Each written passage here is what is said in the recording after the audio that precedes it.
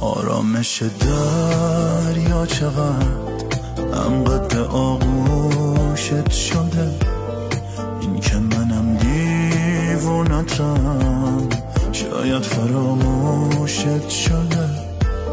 شاید هنوز فکر میکنی باید غرورم له بشه، باید برای رفتنم جاده همیشه نه بشه.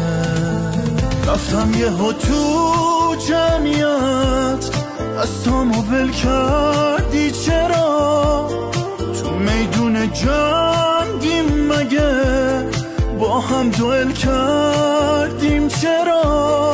وقتی غرور من شکست قلبت چرا درکم نکرد؟ هیچ کس به اندازت منو